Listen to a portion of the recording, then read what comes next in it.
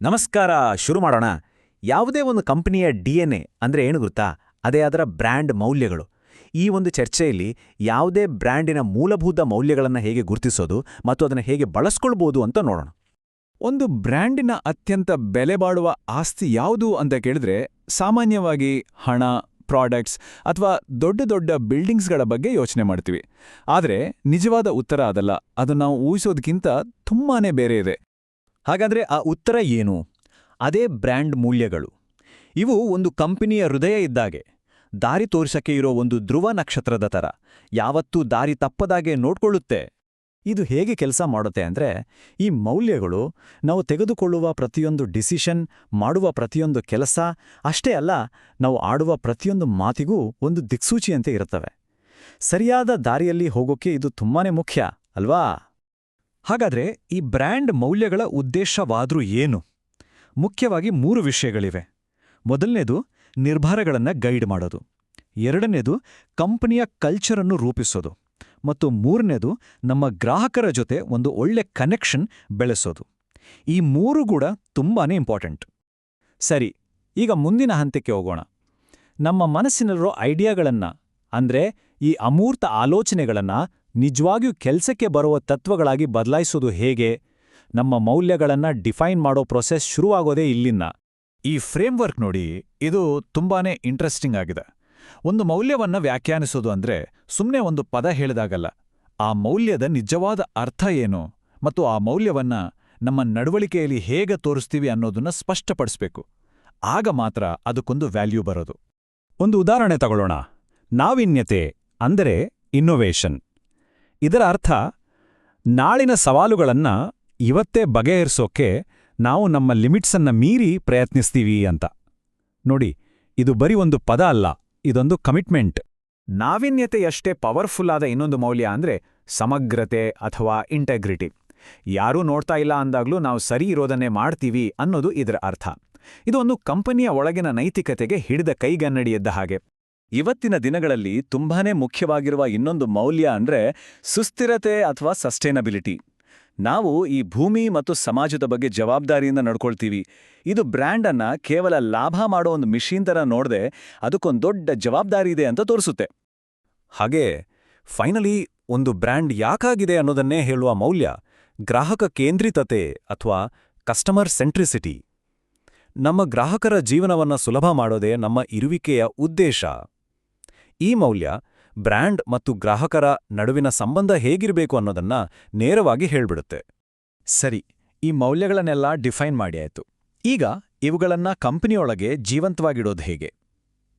ಇದು board room ಮೀಟಿಂಗ್ನಿಂದ ಹಿಡಿದು coffee ಕುಡಿಯೋ ಬ್ರೇಕ್ ರೂಮ್ವರೆಗೂ ಅಪ್ಲೈ ಆಗಬೇಕು. ನೋಡಿ, ಇದು ತುಂಬಾನೇ ಇಂಪಾರ್ಟೆಂಟ್ ಪಾಯಿಂಟ್. ಈ ಮೌಲ್ಯಗಳು ಅನ್ನೋದು ಗೋಡೆ ಮೇಲೆ ಅಂಟಿಸೋ ಪೋಸ್ಟರ್ಗಳಲ್ಲ. ಬದಲಿಗೆ ಕಂಪನಿಯ ಒಳಗಿನ ಪ್ರತಿಯೊಬ್ಬರ ನಡವಳಿಕೆಗೂ ಇದೊಂದು ಬ್ಲೂ ಪ್ರಿಂಟ್ ಇದ್ದಾಗೆ. ಇದನ್ನ ನಾವು ಪಾಲಿಸದೆ ಹೋದ್ರೆ ಅದಕ್ಕೆ ಯಾವ ಬೆಲೆಯೂ ಇರಲ್ಲ. ಹಾಗಿದ್ರೆ ಇದನ್ನ ಆಚರಣೆಗೆ ತರೋದು ಹೇಗೆ? ಇದರಲ್ಲಿ 3 ಮುಖ್ಯ ಸ್ಟೆಪ್ಸ್ ಇವೆ. ಮೊದಲನೇದ್ದು ಹೈರಿಂಗ್, ಅಂದ್ರೆ ನಮ್ಮ ಮೌಲ್ಯಗಳಿಗೆ ಹೊಂದುವಂಥ ಜನರನ್ನೇ ಕೆಲಸಕ್ಕೆ ತೆಗೆದುಕೊಳ್ಳೋದು. ಎರಡನೇದು ಟ್ರೈನಿಂಗ್, ಹೊಸದಾಗಿ ಸೇರುವವರಿಗೆ ಮತ್ತು ಈಗಿಡೋ ಉದ್ಯೋಗಿಗಳಿಗೆ ಈ ಮೌಲ್ಯಗಳ ಬಗ್ಗೆ ಮತ್ತೆ ಮತ್ತೆ ಹೇಳಿ ಮನದಟ್ಟು ಮಾಡಿಸೋದು. ಮತ್ತು ಮೂರನೇದು ಲೀಡರ್ಶಿಪ್, ಅಂದ್ರೆ ಲೀಡರ್ಗಳು ತಾವೇ ಈ ನಡವಳಿಕೆಗಳಿಗೆ ಒಂದು ಮಾಡೆಲ್ ಆಗಿರಬೇಕು. ಬಹುಶಃ ಇದೇ ಎಲ್ಲಕ್ಕಿಂತ ಚಾಲೆಂಜಿಂಗ್ ಮತ್ತು ಮುಖ್ಯವಾದ ಭಾಗ ಅನ್ಸುತ್ತೆ. ಸರಿ, ಈಗ ಕಂಪನಿಯ ಒಳಗಿನ ಕಲ್ಚರ್ನಿಂದ ಹೊರಗೆ ಬಂದು ನಮ್ಮ ಮೌಲ್ಯಗಳನ್ನ ಗ್ರಾಹಕರಿಗೆ ಹೇಗೆ ತಿಳಿಸೋದು ಅಂತ ನೋಡೋಣ. ನಮ್ಮ ಮೆಸೇಜ್ ಮತ್ತು ನಮ್ಮ ಮಿಷನ್ ಎರಡೂ ಒಂದೇ ಲೈನಲ್ಲಿ ಇರಬೇಕು. ಈ ಟೇಬಲ್ ಇದನ್ನ ತುಂಬಾ ಚೆನ್ನಾಗಿ ವಿವರಿಸುತ್ತೆ.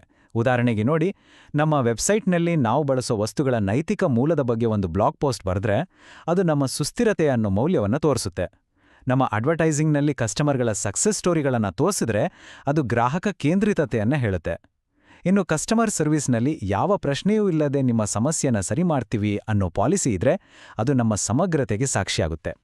ಇಲ್ಲೊಂದು ಇಂಟ್ರೆಸ್ಟಿಂಗ್ ಕಾನ್ಸೆಪ್ಟ್ ಇದೆ. ಈಗ ಸದ್ಯಕ್ಕೆ ಗ್ರಾಹಕರು ನಮ್ಮ ಬ್ರ್ಯಾಂಡ್ ಬಗ್ಗೆ ಏನು ಅಂದ್ಕೊಂಡಿದ್ದಾರೆ ಮತ್ತು ಅವರು ಏನು ಅಂದ್ಕೊಳ್ಬೇಕು ಅಂತ ನಾವು ಬಯಸ್ತೇವೆ, ಈ ಎರಡರ ನಡುವೆ ಇರೋ ವ್ಯತ್ಯಾಸವನ್ನ ನಾವು ಮೊದಲು ಅರ್ಥ ಮಾಡ್ಕೊಳ್ಬೇಕು. ಈ ಎರಡರ ನಡುವೆ ಇರೋ ಅಂತರವನ್ನೇ ದ ಗ್ಯಾಪ್ ಅಂತ ಕರೆಯೋದು. ದೊಡ್ಡ ದೊಡ್ಡ ಶ್ರೇಷ್ಠ ಬ್ರ್ಯಾಂಡ್ಗಳು ಇದೇ ಗ್ಯಾಪನ್ನ ಮುಚ್ಚೋಕೆ ಹಗಲು ರಾತ್ರಿ ಶ್ರಮಿಸ್ತವೆ. ಯಾಕಂದ್ರೆ ನಂಬಿಕೆ ಹುಟ್ಟೋದು ಹೀಗೆಯೇ. ಸರಿ, ಈಗ ನಾವು ಫೈನಲ್ ಮತ್ತು ತುಂಬಾನೇ ಕ್ರೂಷಿಯಲ್ ಆದ ಸ್ಟೆಪ್ಗೆ ಬಂದಿದ್ದೇವೆ. ಅದೇ ಕನ್ಸಿಸ್ಟೆನ್ಸಿ ಚೆಕ್. ಅಂದ್ರೆ ನಾವು ಅನ್ಕೊಂಡ ಮೌಲ್ಯಗಳು ನಿಜವಾಗ್ಲೂ ಅಥೆಂಟಿಕ್ ಆಗಿದೆಯಾ, ಜನರಿಗೆ ಕನೆಕ್ಟ್ ಆಗ್ತಿದ್ಯಾ ಮತ್ತು ಇವತ್ತಿನ ಕಾಲಕ್ಕೆ ರೆಲೆವೆಂಟ್ ಆಗಿದೆಯಾ ಅಂತ ಚೆಕ್ ಮಾಡ್ಕೊಳ್ಳೋದು. ನಾವೇ ನಮಗೆ ಹಾಕಿಕೊಳ್ಳಬೇಕಾದ ಮೊದಲನೇ ಪ್ರಶ್ನೆ, ನಮ್ಮ ಮೌಲ್ಯಗಳು ನಿಜಕ್ಕೂ ಅಥೆಂಟಿಕ್ ಆಗಿದೆಯಾ ಮತ್ತು ಪ್ರತಿದಿನ ಅದನ್ನ ನಾವು ಪಾಲಿಸ್ತಿದ್ದೀವಾ?